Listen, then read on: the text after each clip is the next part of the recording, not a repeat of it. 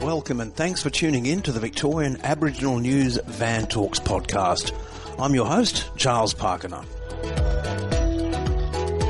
Victorian Aboriginal News acknowledges and pays respect to all traditional owners and custodians across Australia.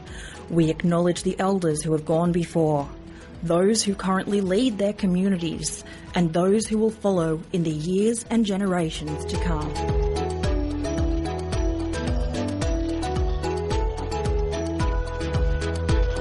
Welcome to a special episode of Van Talks, a podcast normally hosted by Uncle Charles Pakana. But today I'm turning the tables and putting Uncle Charles in the interviewee seat.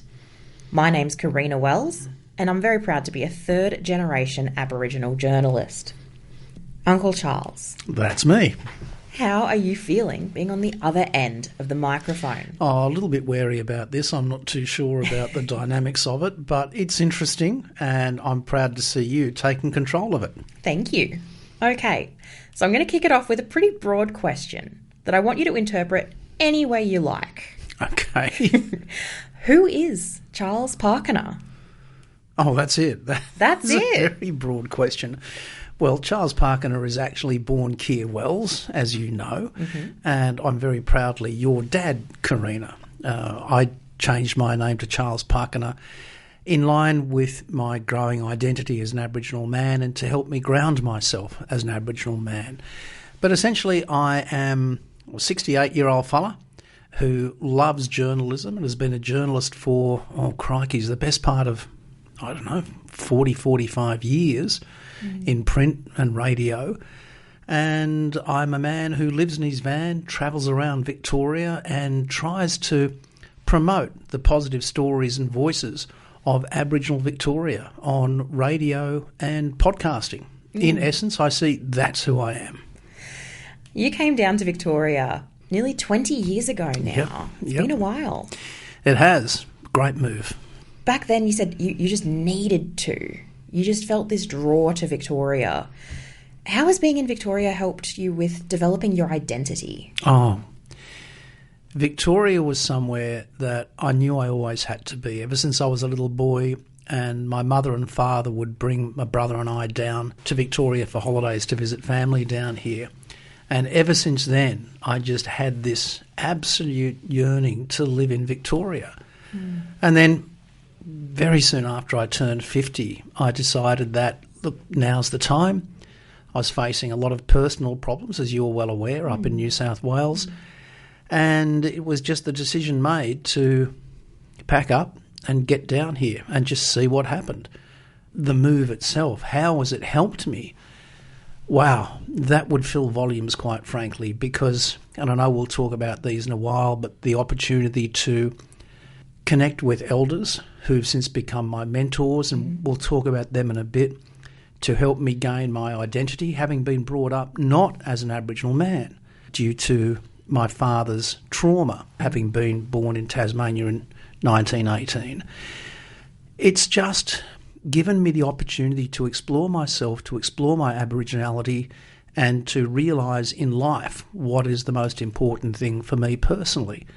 And for me personally, it is to act as a conduit for other Aboriginal people to share their stories and their truths. And I know we'll talk more about that as well, but really that's what it meant to me when I got down here, and to be given the opportunities to be on radio, to podcast, to meet and communicate and connect with all these amazing people that we'll talk about in just a minute. It's been life-changing. You're talking about your mentors. Oh, yeah. These are some really influential people in your life, aren't they? Amazing people. And they've really helped you develop your culture, your identity. Who are they? Oh, wow.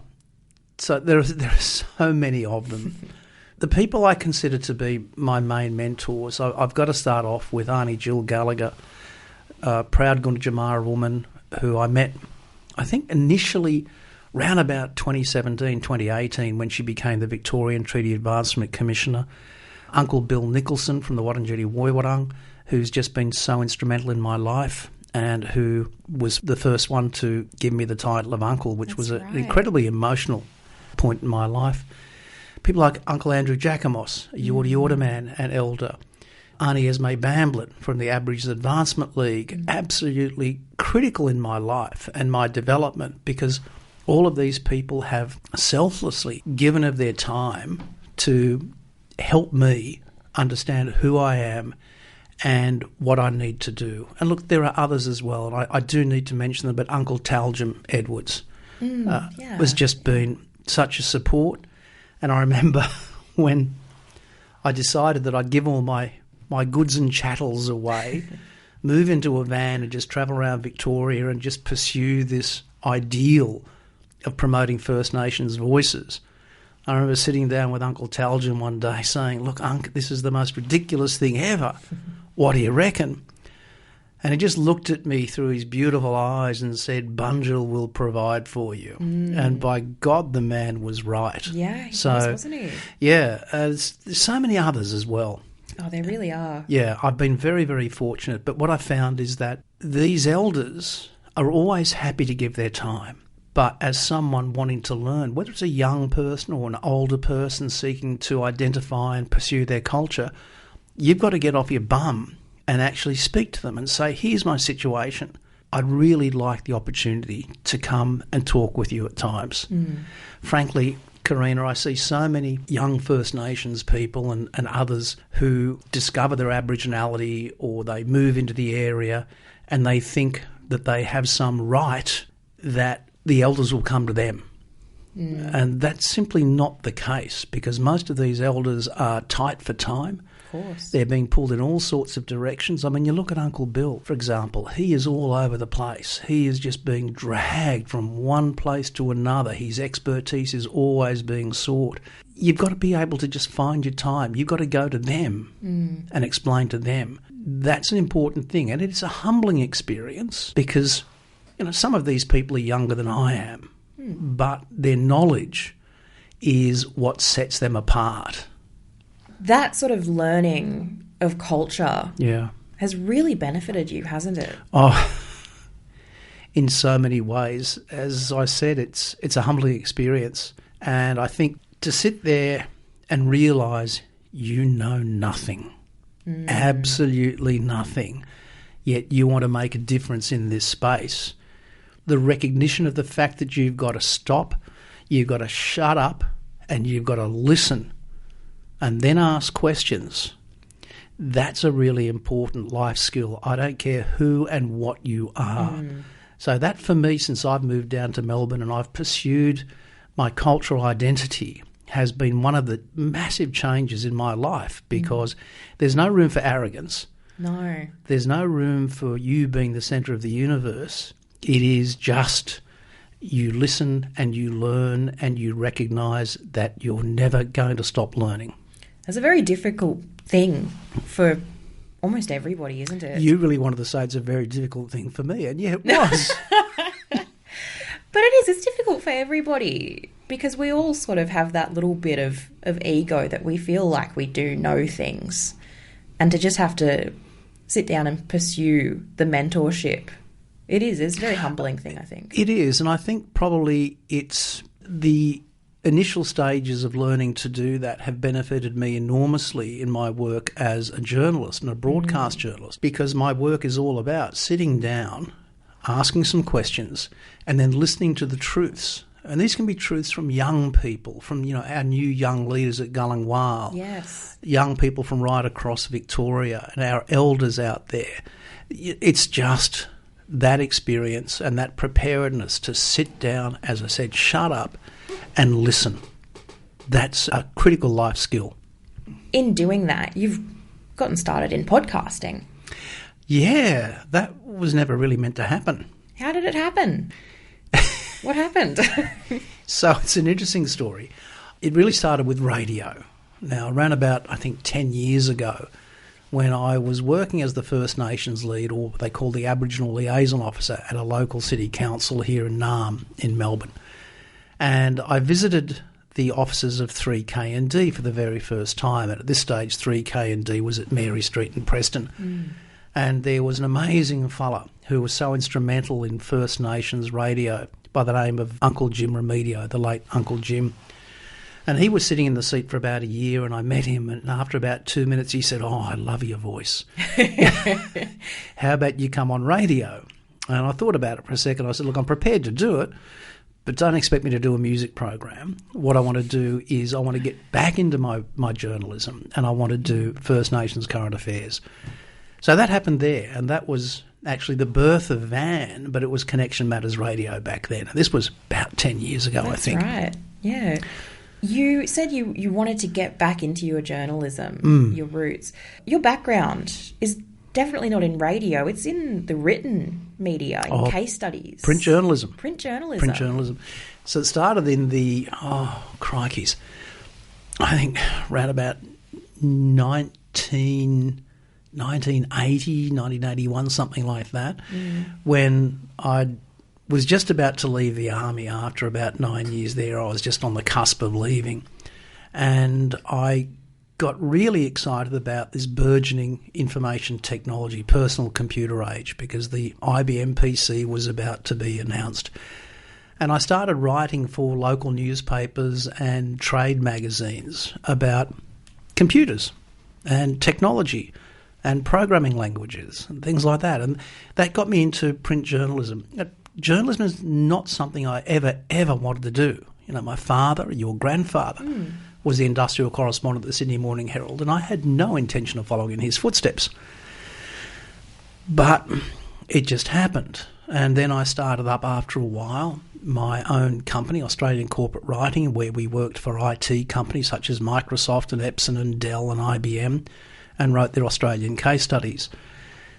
And all during that time, I still did a bit of just freelance journalism. So I've always been writing. But yeah, writing was always the way. But I just happened to find that doing radio and doing podcasting, it gives me the opportunity, and I'll go back to what I said before, to sit there, ask some questions and let people deliver their own stories and their own truths without being edited and cut back in any way.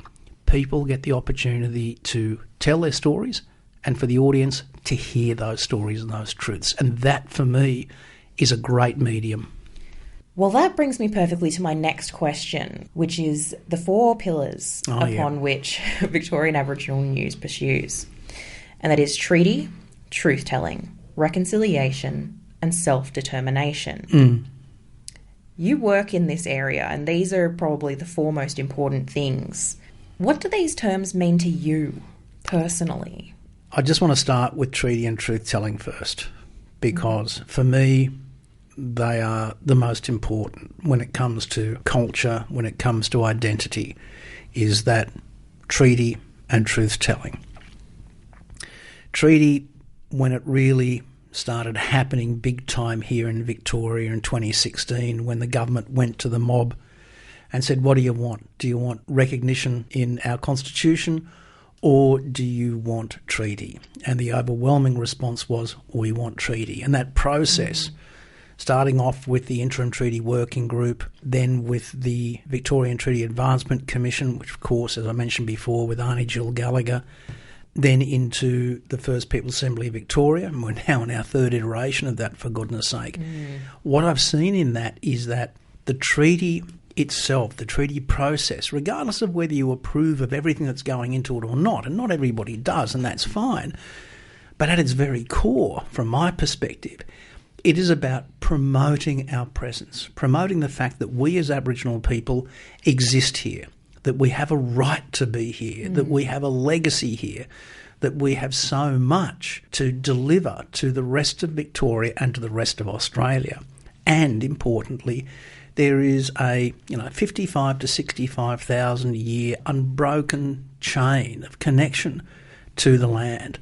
I mean, this is something that no culture, no society should ever turn its back on, and it must be supported. And as someone who's gone through the agony almost of trying to identify and find culture, I see treaty as being something that will make that easier for you and future generations. And as was said all the way along, that there cannot be treaty without truth-telling. And I've said this time and time again in interviews and in various other platforms. How can we negotiate a treaty if we don't know why we're negotiating a treaty?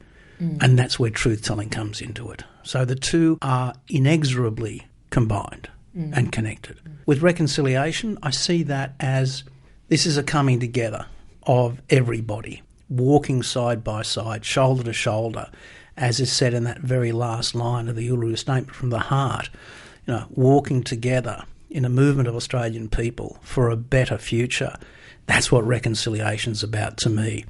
And that's not a racial thing, that's not a divisive thing, that's a social cohesion thing. And I think that's amazing. Yeah. And self-determination, I happen to be a great supporter of the United Nations Declaration on the Rights of Indigenous Peoples, which gives First Nations peoples right across the world the right to self-determination, to political independence, to economic independence. And a lot of these things are actually directly addressing so many of the issues that are brought up in the Closing the Gap reports. So these are just so critically important. You've done some pretty memorable interviews over the years. What are some of the ones that really stand out in your memory? I've been so fortunate to interview some of the most exciting people. The first ones that come to mind is actually a collection of interviews that I've done over the years with Aunty Jill Gallagher during her time as the Victorian Treaty Advancement Commissioner, then as the CEO of VATCHO, because of course she took a break during her time in that role to take on the Commissioner role. But that was always, for me, so important. Another one was with Uncle Bill Nicholson, where we sat down and I just wanted to unpack, so what is a welcome to country? And that was a phenomenally impactful interview for me. And done as a podcast, it's actually one of the highest hit episodes that we've ever produced. Because, of course, everyone says, we don't want to be welcome to our own country. I mean, just sit down and listen to Uncle Bill, for goodness sake, and understand you're not being welcomed to your own country. This is what it's about. And that was a learning experience for me. Thomas Mayo, when I really started the podcasting in earnest and started this particular series of podcasts, and it was only meant to be 40 episodes, and we're now closing in on episode 200. The very first episode was on the 28th of January 2023 when I decided let's do something about the referendum and let's present these interviews. And I reached out to my mate Thomas Mayo and said, brother, would you take a risk and be interviewed on this podcast, which doesn't even exist right now? And Thomas just took the time to talk about the Uluru Statement from the Heart and to talk about the importance of a voice in Parliament. That was an amazing interview. But there are so many others, Karina, sitting down with Uncle Dave Wanton at Corranderk and talking about the history of Corranderk and the future of Corranderk. Every single interview I've done, I may not be passionate about the subject, but the fact that we get responses on every single interview, people saying this has meant so much to me, they're all just as important as each other. They really are. Victorian Aboriginal news as a whole, but specifically Van Talks, has really had such a big impact and such a growing impact in community. Was there a point that you remember thinking, wow, this is really becoming something? Because like you said a moment ago, it was only meant to be 40 episodes. Yeah. It wasn't meant to be like this. No, there wasn't really. And I'm not being self-deprecating here, but I still don't see it as a critically important thing. I enjoy what I'm doing. I think what I'm doing is of value to people. But I'm yet to be 100% convinced that it's what it should be. So I'm not being modest. I just think you're being a bit too generous. Those aren't even really my words. These are things we hear on a daily basis out in community. So, people being nice to me, that's nice. That's nice. But like you said, we're reaching up to the 200 episode mark as we're recording this. And wild. That's pretty impressive. It's wild. In itself. Where we've come from is impressive, but where do you think it's going? Oh, Because like you said, it's not where you want it yet. Walk me through where you see it going. wow.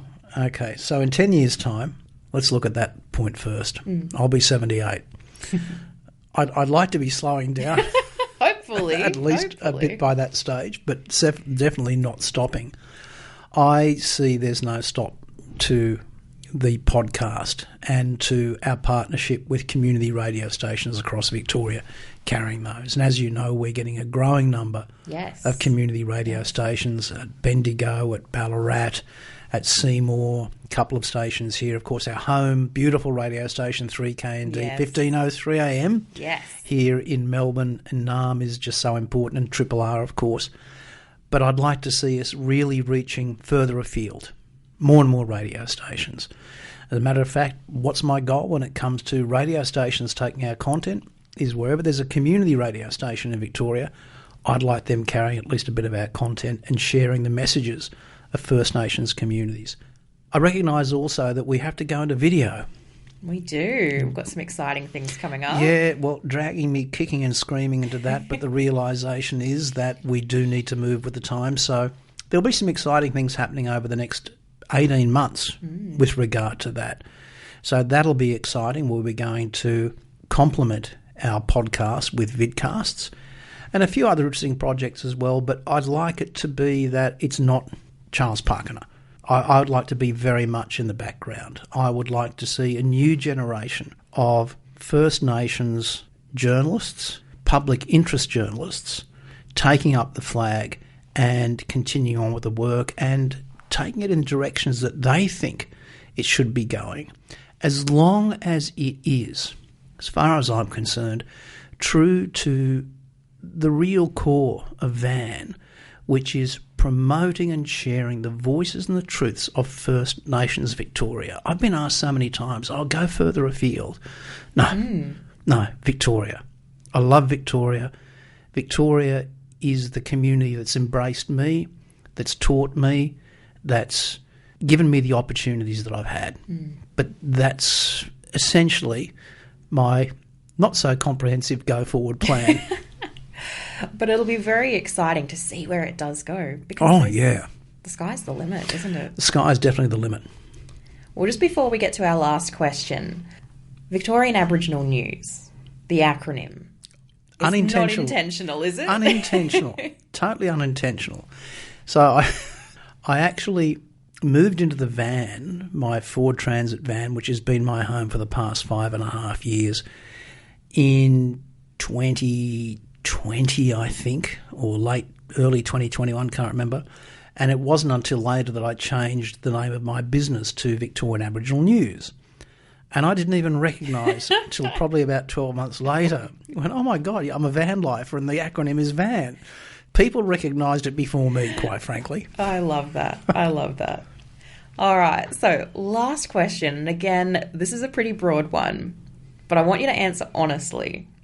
Well, I've been You have, but I don't want you to be humble. Oh, okay. Okay. All right. What do you want your legacy to be?